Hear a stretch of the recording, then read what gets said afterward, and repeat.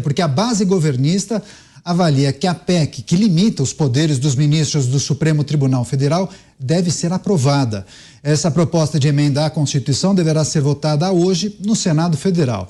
Esse texto impõe limites nas decisões monocráticas dos ministros da Corte em pedidos de vista, que é um tempo a mais para analisar determinado texto ou decisão. Nas contas do governo, já se calcula pelo menos 54 votos a favor do texto relatado por Oriovisto Guimarães.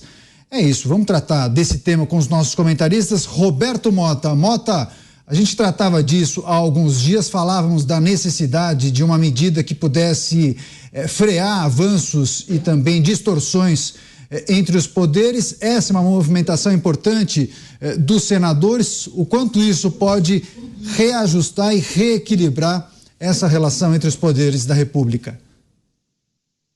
Acho que seu microfone está fechado, Mota.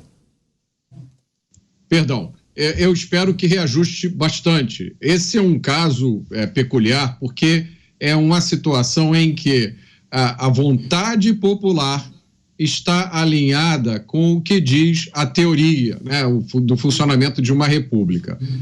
Faz parte do processo democrático e republicano esses ajustes, por mais que alguns dos atores que estão envolvidos nesses ajustes não gostem deles, porque ninguém quer perder poder. Tá?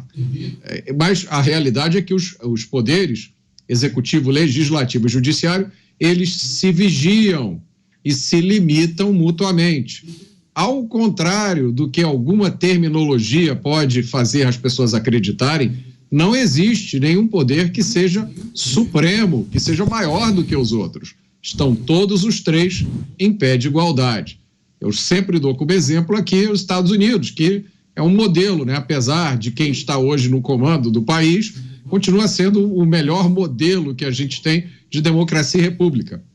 Lá existem inúmeros casos em que a Suprema Corte toma uma decisão e aí, posteriormente, o Legislativo, o Congresso, muda a lei ou ajusta a Constituição.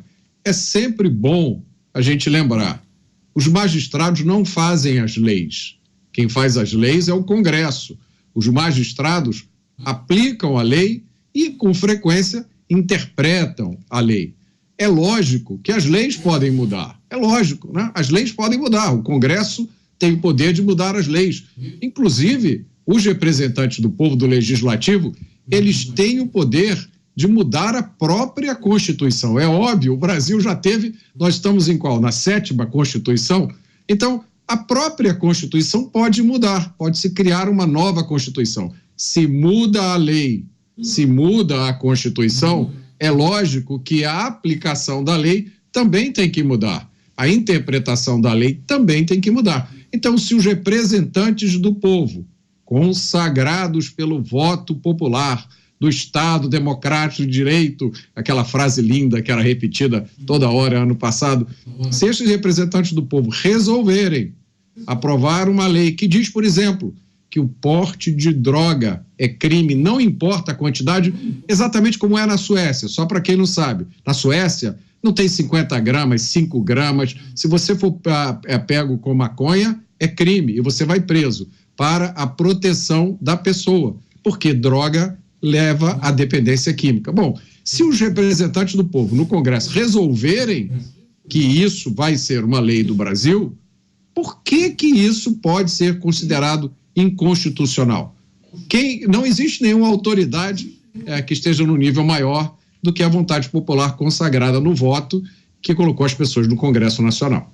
Pois é, agora, Zé Maria Trindade, é importante fazer uma reflexão. Claro, você vai trazer as informações de bastidores, muito provavelmente essa PEC será aprovada no dia de hoje. Agora, para chegar nesse ponto, nós estamos vivendo que é uma consequência de um processo exagerado do uso desse dispositivo, da decisão monocrática de juízes tratarem de questões, muitas vezes, que foram determinadas pelo Legislativo, pelo Presidente da República? Olha, nenhum constituinte jamais poderia imaginar que um ministro do Supremo Tribunal Federal pudesse derrubar uma lei aprovada na Câmara, Senado, depois passada pelas comissões e sancionada pelo Presidente da República. e muito menos que pudesse impedir ou invalidar a decisão de um presidente da República em nomear o diretor da Polícia Federal ou um ministro. Isso fica muito claro. Então, hoje, o presidente Rodrigo Pacheco foi claro em dizer: não se trata de retaliação, é apenas exercendo a função, a competência constitucional de legislar. Isso é muito importante. Eu conversei ali com alguns líderes e trago informações importantes. São cinco pontos em que o Congresso decidiu reagir nas decisões do Supremo Tribunal Federal.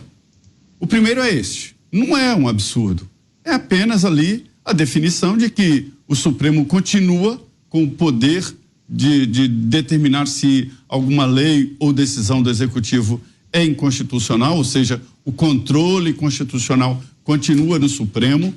Há uma emenda muito mais profunda na Câmara dos Deputados que diz que o Congresso poderia invalidar uma decisão do Supremo. Aí seria transferido para o Congresso o controle constitucional final, né? A democracia permite esse rodízio.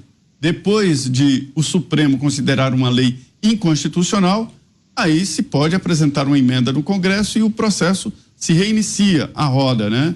Então não está impedindo o controle constitucional, está dizendo que o plenário é que deve decidir e não um ministro através de uma assinatura. A outra é o aborto.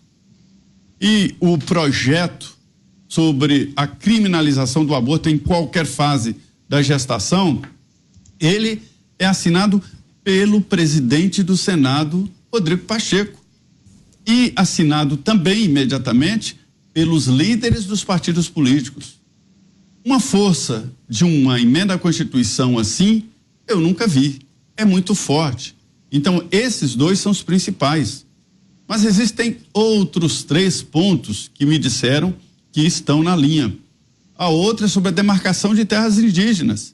Se a lei não funcionar, será uma emenda à Constituição definindo o marco temporal de demarcação, que é a promulgação da Constituição em outubro de 88, né? E o outro é sobre a desapropriação de terras. Veja bem que são assuntos que estão sendo discutidos no Supremo. E o que eu ouvi do senador Efraí Efraí Júnior, que é o relator desta emenda do aborto, das drogas. É exatamente esse argumento do Mota. E ele fala muito claramente, o senador Efraí, a história é a seguinte: se o Supremo, que não pode legislar, define que determinada quantia de drogas não é crime, ele descriminaliza o porte e posse de drogas até essa quantia, mas não explica como as pessoas vão adquirir. E através de um exército de aviões, dividido esse exército em pequenas quantias, né, se pode fazer um tráfico muito amplo. Por outro lado, a lei, e é o que ele está se baseando e leva para a Constituição, já é clara. Para definir ali o que é um traficante ou um usuário, a lei já define critérios e combinados. O local, a quantidade, se existe dinheiro, circunstâncias, a vida pregressa da pessoa que foi flagrada com a quantidade de drogas, tudo isso. Ou seja, é o que eu sempre digo aqui: quem é o grande técnico para definir isso? É o policial que está no dia a dia, está ali no banco da viatura, está rodando. Não é preconceito dizer, mas a mesma quantia em Copacabana é usuário. Na favela é tráfico. Se é negro, é tráfico. Se é branco, não. O policial sabe lidar com as circunstâncias e com a maneira como ele foi abordado. Ou seja, se existe dinheiro trocado, se ele comprova a venda e assim por diante. Agora, é discricionário, ou seja, haverá sempre a possibilidade de julgamento. É para isso que existe o judiciário. E não é só nesta questão. Essa discricionariedade, ou seja, essa possibilidade de interpretação, existe em vários pontos de todos os crimes e de todas as vertentes. Então, assim, o que o Congresso está querendo é levar para a Constituição a criminalização de porte e posse de drogas.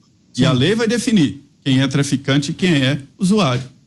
O Dantas anotava enquanto o Zé Maria expunha suas ideias. Dantas, traz para a gente suas informações. Inclusive, nos bastidores, o governo já espera derrota no Senado Federal. Quais são as perspectivas para a Câmara, hein, Dantas?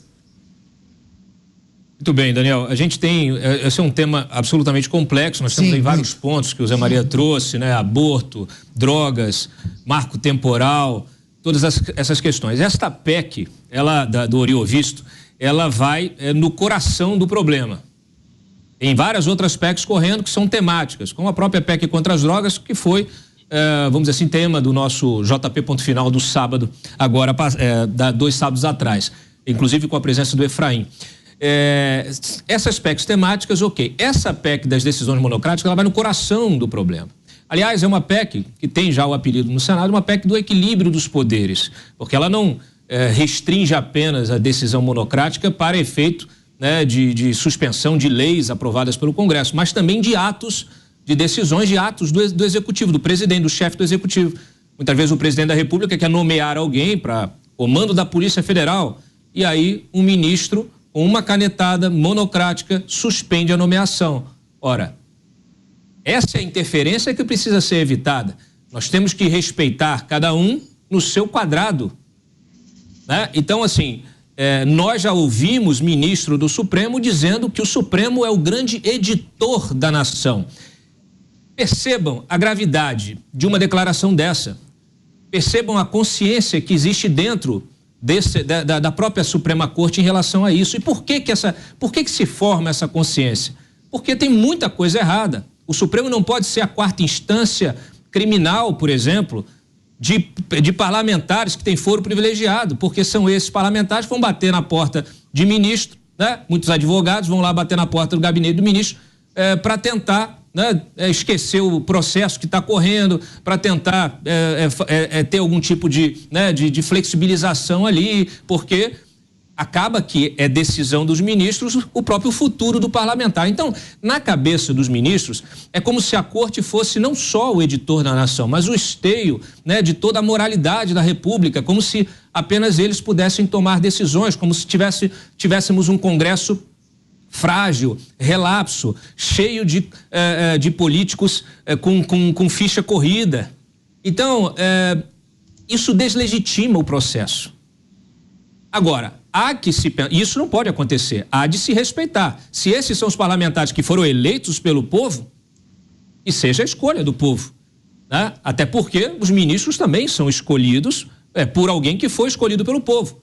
Os ministros são indicados pelo presidente da República e sabatinados pelos senadores. Então, é preciso que cada um respeite a sua atribuição sem interferir uma na outra. Agora, é preciso também fazer um reparo e um alerta para a qualidade legislativa, a qualidade das leis que saem do Congresso, que normalmente são muito ruins. Nós temos leis que são muito mal escritas e que acabam permitindo questionamentos jurídicos a partir do momento em que elas são aprovadas. Nós temos N exemplos, eu poderia aqui listar vários exemplos, né, de leis que são aprovadas, acabaram de ser aprovadas, algumas estão sendo aprovadas e que já contêm problemas. O próprio arcabouço fiscal é um, que já está sendo utilizado para tentar uma interpretação de um artigo, inclusive através de uma emenda do Randolph, para fazer o quê? Para se liberar o aumento de gastos no ano que vem, retirando esse aumento de gastos do teto fiscal, ou seja, invalidando a própria regra fiscal que acabou de ser aprovada. Então, isso acontece porque a qualidade legislativa também é muito ruim. O problema está na origem, está lá no eleitor, que precisa melhorar a escolha dos seus quadros também.